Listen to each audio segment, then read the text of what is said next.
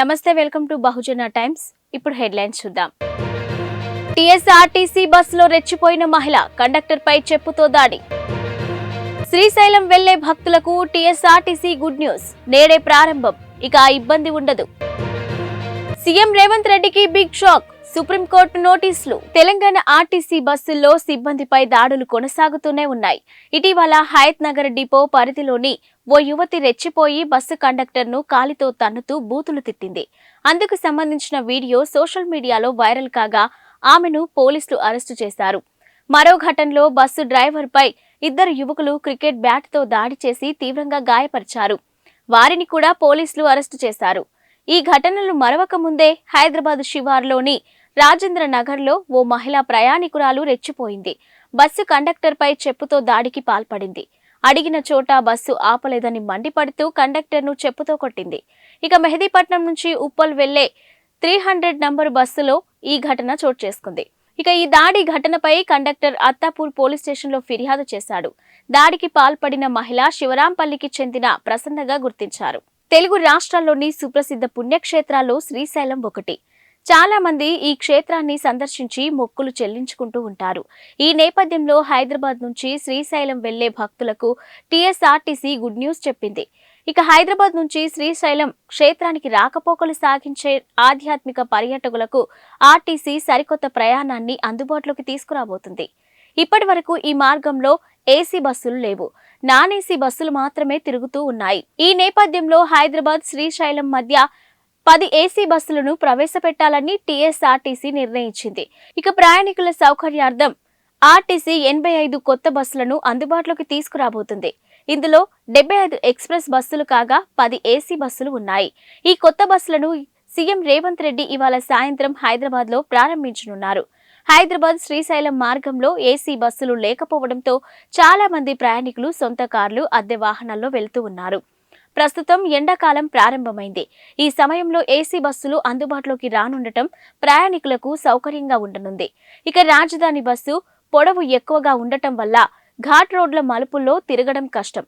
దీంతో super luxury బస్సులతోనే ఇన్నాళ్లు సరిపెట్టింది. ఇక తాజాగా ఆర్టీసీ అధికారులు కీలక నిర్ణయం తీసుకున్నారు. సూపర్ లగ్జరీ బస్సు బాడీలోనే రాజధాని బస్సును తయారు చేయించారు. తెలంగాణ సీఎం రేవంత్ రెడ్డికి బిగ్ షాక్ తగిలింది. 2015లో రాష్ట్రంలో ప్రకంపనలు సృష్టించిన ఓటుకు నోటు కేసుపై విచారణ చేపట్టిన దేశ అత్యున్నత న్యాయస్థానం సీఎం రేవంత్ రెడ్డికి నోటీసులు జారీ చేసింది. ఓటుకు నోటు కేసు విచారణను మధ్యప్రదేశ్కు మార్చాలంటూ బీఆర్ఎస్ నేతలు, మాజీ మంత్రులు జగదీష్ రెడ్డి, సత్యవతి రాథోడ్ గతంలో సుప్రీంకోర్టులో పిటిషన్ వేసిన విషయం తెలిసిందే. అయితే ఈ పిటిషన్పై తాజాగా స్పందించిన సుప్రీంకోర్టు ప్రభుత్వానికి ప్రతివాదకులుగా నోటీసులు ఇచ్చింది. 4 వారాల్లోగా నోటీసులపై స్పందించి సమాధానం చెప్పాలని ఆదేశాలు జారీ చేసింది. అయితే ఈ ఓటుకు నోటు కేసులో పారదర్శకమైన విచారణ జరగాలంటే కేసును ఇతర రాష్ట్రానికి మార్చాలని పిటిషన్లో విజ్ఞప్తి చేశారు. ఇక ఓటుకు నోటు కేసులో A1 నిందితుడిగా రేవంత్ రెడ్డి ఉన్నారు. అయితే ప్రస్తుతం రేవంత్ రెడ్డి సీఎం పదవిలో ఉన్నందుకు కేసు విచారణ సరిగ్గా సాగే అవకాశం లేదని పిటిషన్లో ఆందోళన వ్యక్తం చేశారు. ఇక రాష్ట్రంలో పోలీసులను సీఎం రేవంత్ రెడ్డి బెదిరిస్తున్నారంటూ పిటిషన్లో పలు ఉదంతాలను కూడా ఉదహరించడం గమనార్హం. కాగా రేవంత్ రెడ్డి వ్యవహార శైలిని పిటిషన్లో కోర్టు దృష్టికి తీసుకెళ్లారు పిటిషనర్లు. ఇక దీనిపై స్పందించిన సుప్రీంకోర్టు సీఎం రేవంత్ రెడ్డికి నోటీసులు జారీ చేసింది. ప్రకాశం జిల్లా ఒంగోలు పట్టణంలో స్థానిక కలెక్టరేట్లో ఏర్పాటు చేసిన జాషువా కాంస్య విగ్రహాన్ని ఆవిష్కరించారు. గుర్రం జాషువాను స్ఫూర్తిగా తీసుకుని బడుగు బలహీన వర్గాలు అభ్యున్నతికి కృషి చేయాలని, కవి సామ్రాట్ జాషువా అని ఆయన చరిత్రలో నిలిచిపోయారని కొనియాడారు. ఇక జాషువా రచనలుగాను ప్రతి ఒక్కరూ సామాజిక అభ్యున్నతకు పాటుపడాలని మంత్రులు, జిల్లా కలెక్టర్లు ఈ సందర్భంగా మాట్లాడారు. ఈ కార్యక్రమంలో రాష్ట్ర పురపాలక మరియు పట్టణాభివృద్ధి శాఖ మంత్రులు ఆదిమూలపు సురేష్, రాష్ట్ర సాంఘిక సంక్షేమ శాఖ మంత్రులు మెరుగ నాగార్జున, జిల్లా కలెక్టర్ శ్రీ ఏఎస్ దినేష్ కుమార్, జిల్లా పరిషత్ చైర్పర్సన్ శ్రీమతి బూచపల్లి వెంకమ్మ తదితరులు పాల్గొన్నారు.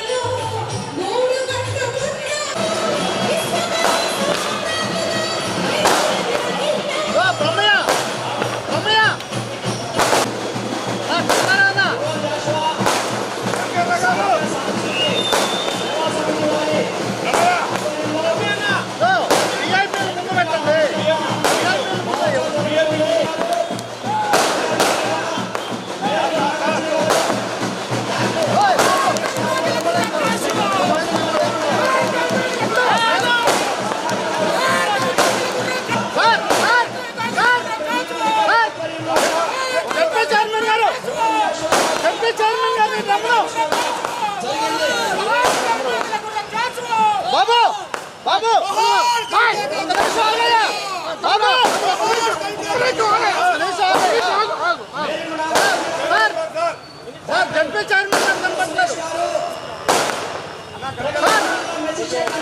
బ్రహ్మయ్య గారు జడ్పీ చైర్మన్ గారు కనపడలేదు.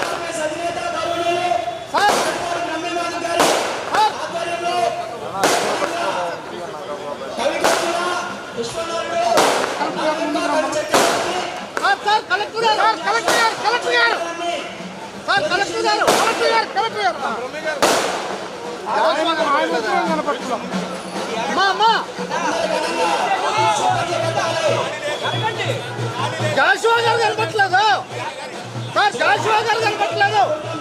జాషువా గారు కనపట్లేదు.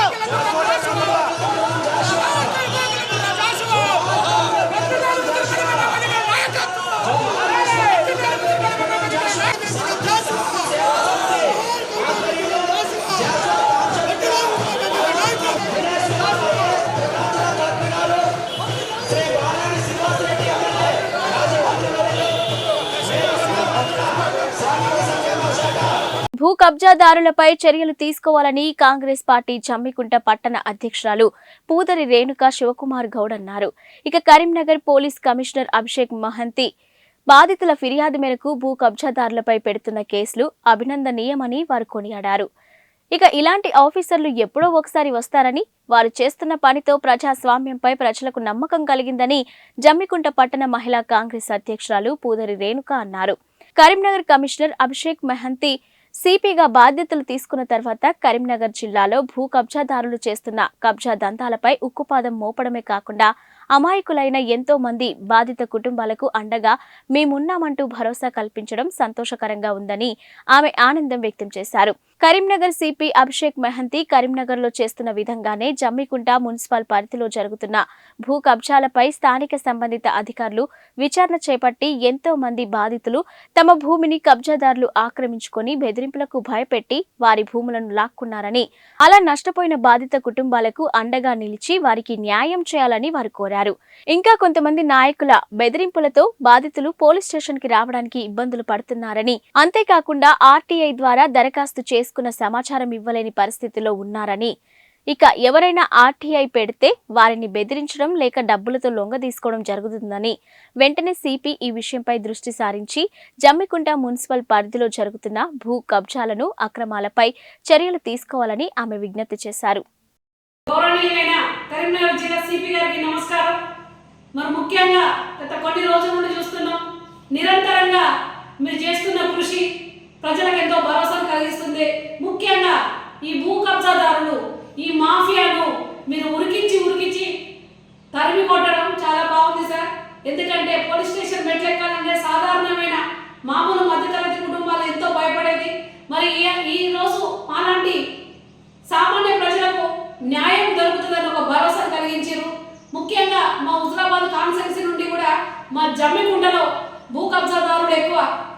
సర్వే నెంబర్ 629/887లో మరి ప్రజలకు చెందాల్సిన భూములు, మరి నిరుపేద కుటుంబాలకు చెందాల్సిన భూములు ఇదివరకు అధికార పార్టీలో ఉన్నోళ్ళు మరి అలాగే గవర్నమెంట్ ఎంప్లాయీలు కలిసి మరి అధికార పార్టీలకు తొత్తులుగా మారి ఇక్కడున్న భూములను మొత్తం కబ్జా చేయడం జరిగింది.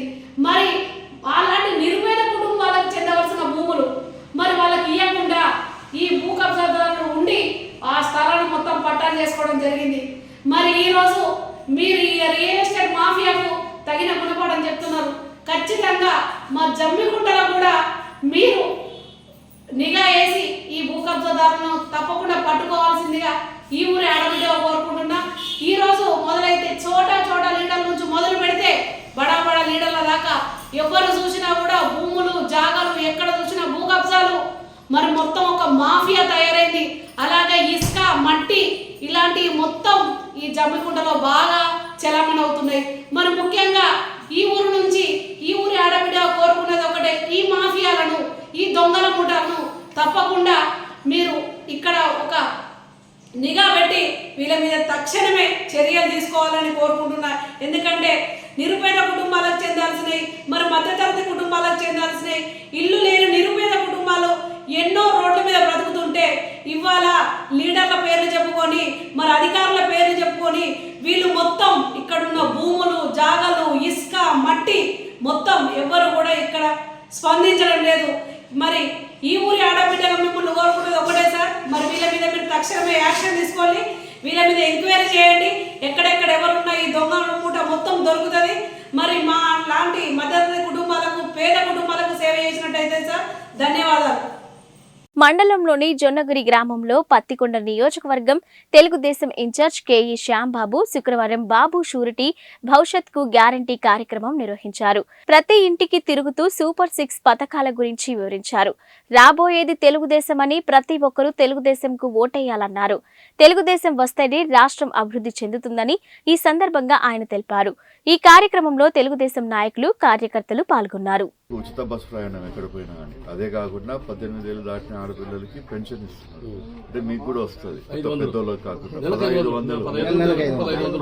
ఇంట్లో ఎంతమంది పిల్లల్ని స్కూల్ పంపిస్తే తల్లికి దీవెన మాదిరి 15,000 వస్తుంది. సాయం చేయాలమ్మా ఈసారి బస్సు ప్రయాణం ఎంతమంది స్కూల్ పంపిస్తే 18 ఏళ్ళు దాటిన వాళ్ళకి కూడా పెన్షన్, పెద్దలకి కాదు పెన్షన్, మీ అందరికి కూడా.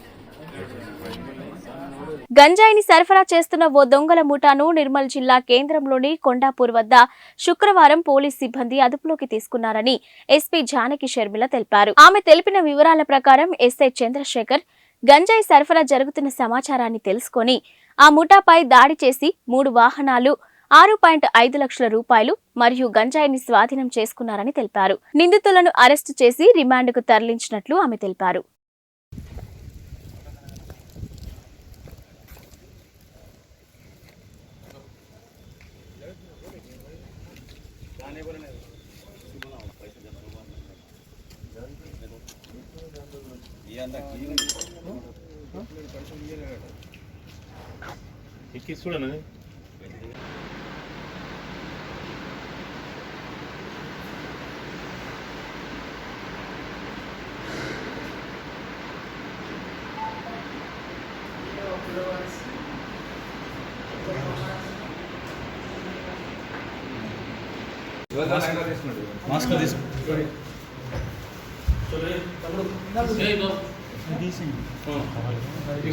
పరకాల మండల కాంగ్రెస్ పార్టీ అధ్యక్షులు కట్కూరి దేవేందర్ రెడ్డి ఆధ్వర్యంలో Parakala CI J Venkataratnam friendly police గా సేవలందించి బదిలీ అయినందుకు శాల్వాతో సన్మానించి వీడుకోలు పలుకడమైంది. ఇక నూతనంగా సిఐ బాధ్యతను చేపట్టిన ఎం అబ్బయ్యకి శాల్వాతో సన్మానించి స్వాగతం పలకడం జరిగింది.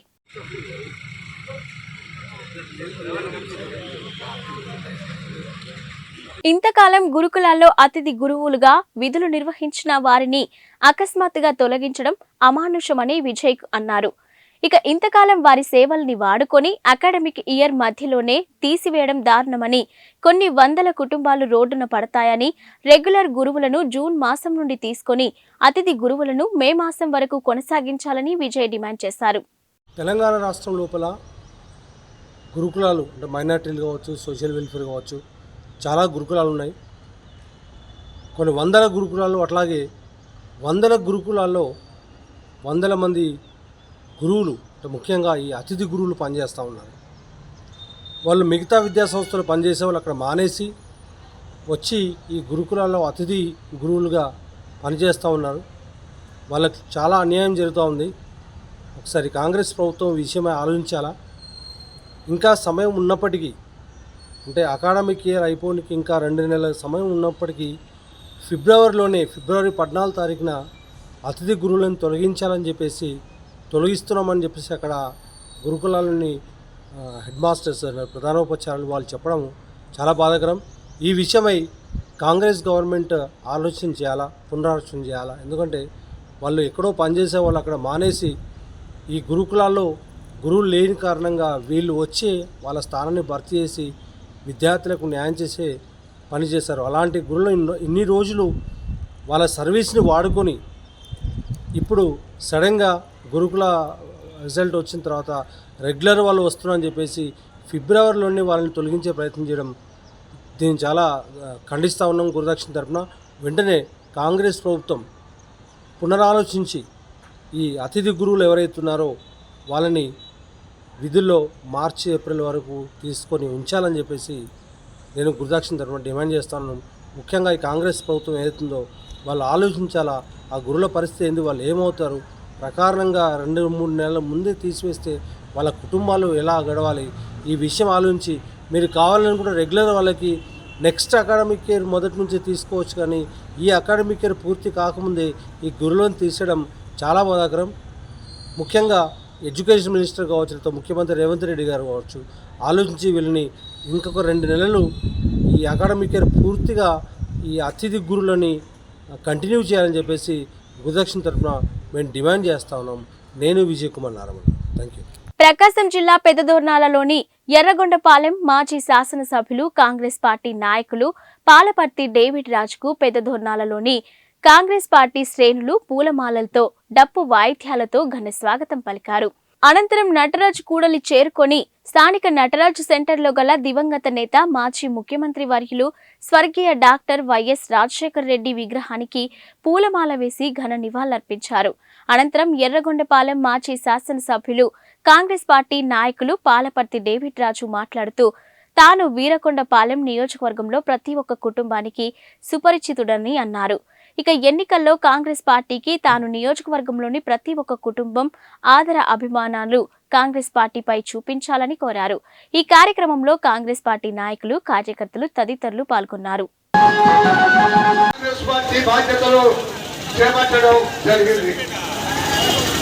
మనందరం చూస్తా ఉన్నాం. ఈ నెల రోజుల్లోనే కాంగ్రెస్ పార్టీ రోజు రోజు కూడా షర్మిలమ్మ గారి యొక్క నాయకత్వంలో పుంజుకుంటా ఉంది. ఎర్రగొండపాలెం నియోజకవర్గం అంటే కాంగ్రెస్ పార్టీకి కంచుకోట. మధ్యలో 2 ఎలక్షన్లు తప్ప మేము చిన్నపిల్లలప్పటి నుంచి కూడా చూస్తా ఉన్నాం.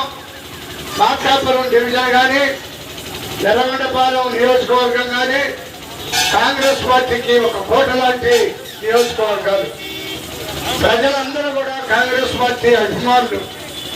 ఈ నియోజకవర్గంలో ఉన్నటువంటి రైతాంగం కానీ, అన్ని కులాలు, అన్ని మతాల ప్రజలు కానీ, ముఖ్యంగా దళిత, గిరిజన, బీసీ వర్గాలు, ముస్లిం మైనార్టీ వర్గాలు, క్రిస్టియన్ వర్గాలు అందరూ కూడా ఎప్పుడు కాంగ్రెస్ పార్టీకి అండదండగా ఉంటా ఉన్నారు. అలాగే వ్యాపారస్తులు కూడా కాంగ్రెస్ పార్టీకి చేదోడు వాదోడుగా వస్తా ఉన్నారు. కానీ కొన్ని ప్రత్యేకమైనటువంటి పరిస్థితుల్లో కాంగ్రెస్ పార్టీ ఈ రాష్ట్రంలో ఓడిపోవడం జరిగింది. నేను మీ అందరికీ మన డేవిడ్ రాజు గారు 2008వ సంవత్సరంలో ఎర్రగొండపాలెం నియోజకవర్గ ప్రత్యక్ష రాజకీయాల్లోకి అడుగు పెట్టడం జరిగింది. అంటే ఇప్పటికీ 16 సంవత్సరాలు.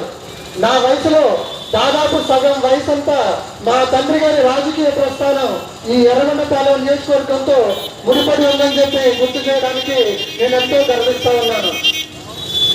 అలాగే ఈరోజు మన దేశ పరిస్థితులు చూస్తే దేశమంతా కూడా హింస, అలాగే ద్వేషం అనేది పనిగట్టుకొని కొన్ని శక్తులు స్ప్రెడ్ చేస్తూ ఉన్నాయి. దీనికి నిదర్శనం మైనారిటీల మీద, క్రైస్తవుల మీద, మహిళల మీద జరుగుతున్నటువంటి దాడులే దీనికి నిదర్శనం. రీసెంట్ గా మణిపూర్లో జరిగిన క్రైస్తవుల మీద దాడులు మనందరం చూసాము. ఎంత ఆస్తి నష్టము, ఎంత ప్రాణ నష్టం జరిగిందో మనందరం చూసాం. అయినా కూడా ఈ దేశ ప్రధాని మన నరేంద్ర మోడీ గారు దాన్ని ఖండించింది లేదు, ఆ మణిపూర్ ప్రజలను పరామర్శించింది లేదు. అలాగే 2014వ సంవత్సరం నుంచి మన దేశంలోని ముస్లిం సోదరుల మీద జరుగుతున్నటువంటి దాడులన్నీ కూడా మనం చూస్తూనే ఉన్నాం.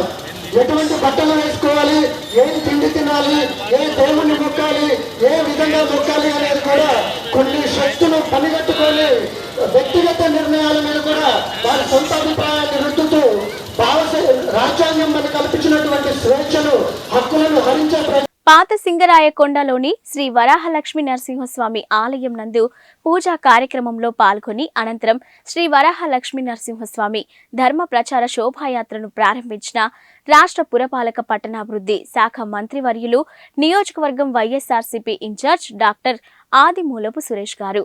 ఈ కార్యక్రమంలో సింగరాయకొండ మండల వైఎస్ఆర్సీపీ నాయకులు భారీ స్థాయిలో పాల్గొనడం జరిగింది.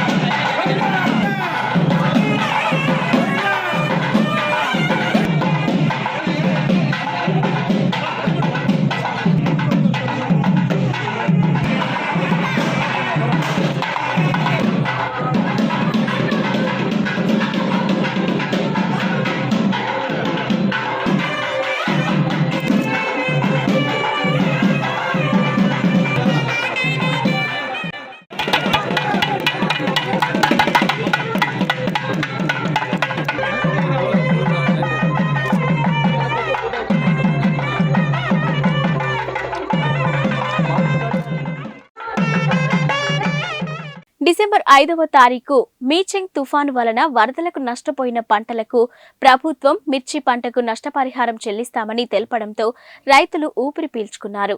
అగ్రికల్చర్ డిపార్ట్మెంట్ వారు నష్టపోయిన పైరును అంచనా వేయకుండా పార్టీ నాయకులు చెప్పిన మాటలు విని ఆఫీసుల్లో కూర్చొని అంచనా విలువ రాసుకొని వెళ్లడం జరిగిందని, ఇక నిజమైన రైతులను గుర్తించకుండా తూతూ మంత్రంగా నష్టపరిహారాన్ని రాసుకొని పార్టీ నాయకులకు సంబంధించిన వారికి న్యాయం జరిగేలా చూశారని, వారి కుటుంబాలలో ఎంతో మంది ఉంటే అంతమంది పేర్లకి ఒక్కొక్కరి పేరుకు వచ్చి 20,000 నుండి 34,000 రూపాయల వరకు అసలు రైతులకు కాకుండా నకిలీ రైతుల ఖాతాల్లో జమ జరిగిందని గ్రామంలోని రైతులు ఆవేదన వ్యక్తం చేస్తున్నారు. ఇక గ్రామంలోని వరి పంట ఎకరానికి 35 నుండి 40 బస్తాల వరకు పంట దిగుడు జరిగాయి. అయినా మాగాణి పొలం నంబర్ల మీద కూడా నాయకులు మిర్చి పంట అని రాయించడం జరిగిందని తెలిపారు. గతంలో కూడా అగ్రికల్చర్ డిపార్ట్మెంట్ వారికి ఆర్బీకే కేంద్రాలు పార్టీ నాయకులకు అనుకూలంగా ఉన్నాయి. వాటిని గ్రామంలో ఉన్నటువంటి రైతులందరికీ అనుకూలంగా ఉన్న చోట సచివాలయం ఎదురుగా ఉన్నటువంటి పశు వైద్యశాల ప్రాంగణం ఖాళీగా ఉన్నందున గ్రామ రైతులంతా రైతు భరోసా కేంద్రాన్ని ఇక్కడే ఏర్పాటు చేయమని కోరినట్టు, అధికారులు మాత్రం పట్టనట్టు వ్యవహరిస్తున్న తీరుపై గ్రామ రైతులు ఆగ్రహం వ్యక్తం చేస్తున్నారు. అది వంగిపురం గ్రామం. మేము మాగాడి పొలం చేసుకునే రైతులమే. మాకు ప్రతి సంవత్సరం ఇట్లా తుఫాను వస్తుంది. తుఫాను వచ్చినప్పుడు మా పొలం పాడైపోతుంది. మేము పేర్లు అయితే రాసుకుంటున్నాము. మాకు ఒక తడవ కూడా మమ్మల్ని ఇచ్చేయట్లేదు. మాకు కాగితాలు ఇస్తున్నాము. ఇచ్చామంటే లిస్టులో పెడతలేదు. మా పేర్లు మాకు డబ్బులు రావట్లేదు. పోతే రైతు భరోసా అనేది రైతుల ఇంట్లో పెట్టారు, ఒక ఇల్లు అతికి తీసుకొని. అది కాకుండా పశువుల ఆసుపత్రి కాడ ఒక బిల్డింగ్ ఖాళీగా ఉంది, దాంట్లో పెట్టమంటే కాదంటున్నారు. అక్కడ పెడితే అందరికీ న్యాయం జరిగింది. ఒక వేరే రైతుల ఇంట్లో అతికి తీసుకొని పెడితే అక్కడ వాళ్ళైనా మమ్మల్ని ఇది కానిట్లేదు. మేము మాకు న్యాయం జరగాలని కోరుతున్నాము. వంగిపురం గ్రామం పొలంకి ఒక డబ్బులు ₹1 కూడా రావట్లేదండి. అది నమస్కారం అండి. మాది వంగిపురము, పత్తిపాడు మండలం. మేము రైతులమే, పొలం వేస్తాము. మా వంగిపురానికి ఏటా 2 ఒకసారి వెళ్ళవచ్చుద్ది పల్ల భూములు. అయితే అగ్రికల్చర్ వాళ్ళు వచ్చి పొలాలు రాస్తారు. రాస్తే ఆ ఉండా నాయకులే తలోకి 20 ఎకరాలు 30 ఎకరాలు రాసుకుంటారు. మా బోటి 1 ఎకరం 2 ఎకరాలు ఉండే వాళ్ళని ఆడ కూర్చొని తీసేస్తున్నారు, రాసిన పొలాన్ని తీసేస్తున్నారు. ఏందని అడిగితే మీ వస్తున్నాయి అంటున్నారు, కానీ దాంట్లో పేరు ఉంటుందా. తీరా వెనకసారి చూసుకుంటే ఏవోని అడగమంటున్నారు. ఏవోని అడిగితే ఏవో నన్ను ఏం చేయమంటావయ్యా, మీరు సరిగా రాసుకోలేదేమంటారు. ఆడ చూస్తే మా నెంబర్లు ఉంటాయి కానీ డబ్బులు రావట్లా. ఎంతమందిని అడిగినా ఎన్నిసార్లు అడిగినా చేతులు ఎత్తున్నారు. ఇది మాకు ప్రతి సంవత్సరం జరిగే పరిస్థితి ఇట్లా ఉంది. పత్తి ఇప్పుడు నాకు 10 ఎకరాలు ఉంది, నాకు 1 ఎకరానికి కూడా డబ్బులు రాలా. నీడు మిరపతో అట్టేసారు 2 ఎకరాలు, ₹1 రాలా. ఒక్కొక్కరు విజయవాడలో వైజాగ్లో ఉన్న వాళ్ళకి డబ్బులు పడుతున్నాయి 20,000 30,000. మేము పల్లెటూరులో ఉండి ఇక్కడ వ్యవసాయం చేసుకుని మాకు ₹1 డబ్బులు రావట్లా. అది అందువల్ల మీడియా వాళ్ళని కోరుస్తున్నాం. పైన అధికారులు కూడా అడిగితే మమ్మల్ని ఏం చేయమంటారో చెయ్యి దాటిపోయింది అని అడిగారు. ఇవాళ వచ్చి మేము పత్తిపాటులో అందరిని అడిగాము, మన ఏఓ గారిని అడిగాము, ఇక్కడ వాళ్ళని కూడా అయితే మరి మమ్మల్ని ఏం చేయమంటామని మరి ముందే చూసుకోవచ్చు కదా అంటున్నారు.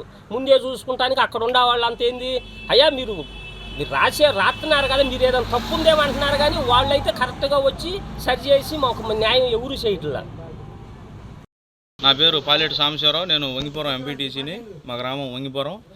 ఇటీవల జరిగిన తుఫాన్ నష్టపరిహారం తాలూకా మిర్చి రైతులకి నష్టపరిహారం ఇవ్వడానికి అని చెప్పి కాగితాలు తీసుకున్నారు మా ఊరు ఆర్బీకేలో. అందరు రైతులు ఇచ్చారు, కానీ నకిలీ రైతులకి అకౌంట్లో వచ్చినట్టుగా వాళ్ళ పేరు మీద డబ్బులు పడినట్టుగా లిస్ట్ వచ్చింది.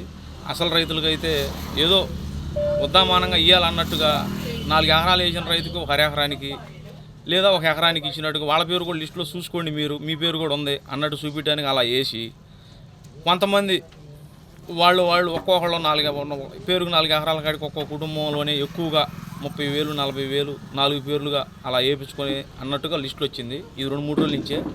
ఇంతవరకు లిస్టు ఆర్బీకే బయట అతికించాల్సిన లిస్టు ఆర్బీకేలో లేదు. జనానికి తెలియకుండా దాచిపెట్టి వాళ్ళలో పెట్టుకొని చూపించుకుంటున్నారు, జనానికి తెలియట్లేదు. ఇది 2-3 రోజుల నుంచే బయటకు వచ్చింది.